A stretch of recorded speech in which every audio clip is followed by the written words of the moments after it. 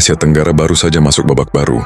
Indonesia dipastikan akan menerima ITS Giuseppe Garibaldi dari Italia, yang kemungkinan akan berganti nama menjadi KRI Gajah Mada sebelum Oktober 2026. Artinya jelas, Indonesia akan menjadi negara ASEAN kedua yang memiliki kapal induk setelah Thailand dengan HTMS Chakri Narrowbed.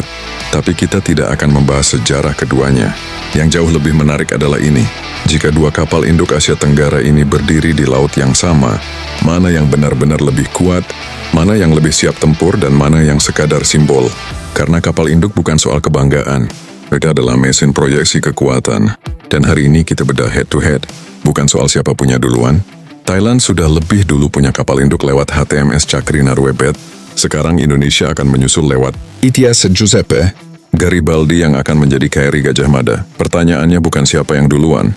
Pertanyaannya, jika dua kapal ini berlayar hari ini di Laut Natuna atau Laut Andaman, mana yang lebih siap tempur? Mana yang benar-benar bisa jadi pusat kekuatan laut? Karena punya kapal induk itu mudah secara politik. Mengoperasikan kapal induk secara efektif adalah cerita lain. Tonas dan desain siapa lebih berat? Kita langsung bandingkan. Chakri Narrowbed 11,400 ton full load, sementara Garibaldi 14.000 ton full load.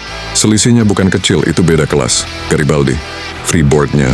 Artinya apa? Lebih banyak ruang geladak dek, lebih banyak kapasitas hanggar, lebih besar cadangan bahan bakar aftur, dan lebih fleksibel konfigurasi udara.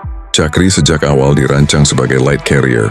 Garibaldi dirancang sebagai true naval carrier era Perang Dingin NATO. Dan ini penting karena tonase menentukan endurance. Endurance menentukan seberapa lama kapal bisa bertahan di laut tanpa dukungan logistik. Di sini, secara desain murni, Garibaldi unggul. Kapasitas udara ini intinya. Sekarang kita masuk ke jantung kapal induk, yaitu Air Wing. Chakri dulu membawa AV Apex Harrier, tetapi sekarang tidak lagi operasional. Realitanya hari ini Chakri beroperasi hampir murni sebagai helikopter carrier. Garibaldi berbeda.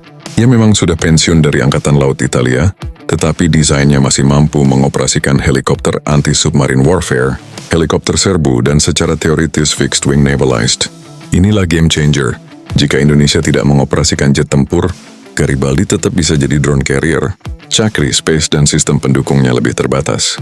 Jadi jika kita bicara masa depan perang laut yang makin drone-centric, Garibaldi punya ruang adaptasi lebih besar. Dan dalam perang modern, adaptasi adalah segalanya. Sistem pertahanan diri. Kapal induk tanpa escort adalah target besar. Tapi kapal induk tetap harus punya self-defense. Garibaldi membawa sistem rudal, anti-udara jarak menengah, dan close-in weapon system, CIWS. Chakri lebih minimalis. Artinya apa?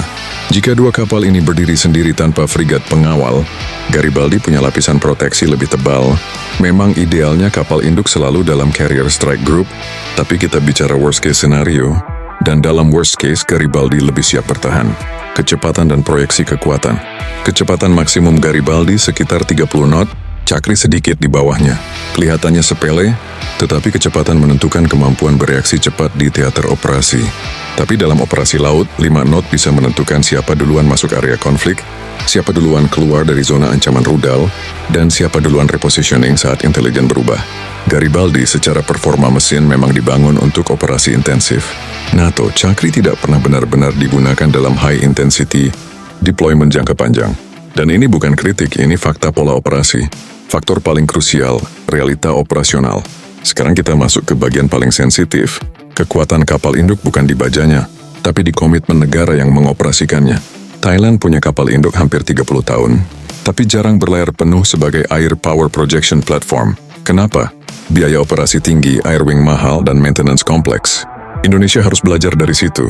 Jika Garibaldi hanya jadi simbol, maka kita hanya menyalip Thailand secara ukuran. Tapi jika Indonesia benar-benar membangun doktrin carrier ops, pilot carrier qualified, drone naval squadron, dan ekosistem logistiknya, maka kita bukan sekadar negara. ASEAN kedua yang punya kapal induk, kita jadi negara. ASEAN pertama yang benar-benar mengoperasikan kapal induk secara relevan di era modern, dan itu beda level. Jadi siapa yang paling kuat? Secara teknis murni, tonase Garibaldi unggul. Penerbangan Garibaldi lebih fleksibel, sistem pertahanan Garibaldi lebih tebal, dan potensi modernisasi drone Garibaldi lebih siap. Chakri unggul di satu hal, pengalaman simbolik sebagai pelopor. Tapi dalam konteks kekuatan real hari ini, jika Indonesia serius memaksimalkan platformnya, Garibaldi akan menjadi kapal induk paling kuat di Asia Tenggara. Bukan karena paling besar di dunia, tapi karena paling relevan dengan kebutuhan kawasan. Ini bukan lomba gengsi Indonesia versus Thailand. Ini soal bagaimana Asia Tenggara mulai masuk babak baru, era di mana kekuatan udara tidak lagi hanya dari darat, tapi juga dari laut. Jika Garibaldi benar-benar sudah aktif, maka peta kekuatan maritim ASEAN berubah. Dan untuk pertama kalinya, Indonesia bukan sekadar negara kepulauan terbesar, tapi negara dengan kemampuan proyeksi udara laut paling serius di kawasan. Sekarang pertanyaannya tinggal satu. Apakah ini awal Carrier Strike Group Indonesia, atau hanya simbol kekuatan? Itu tergantung langkah berikutnya.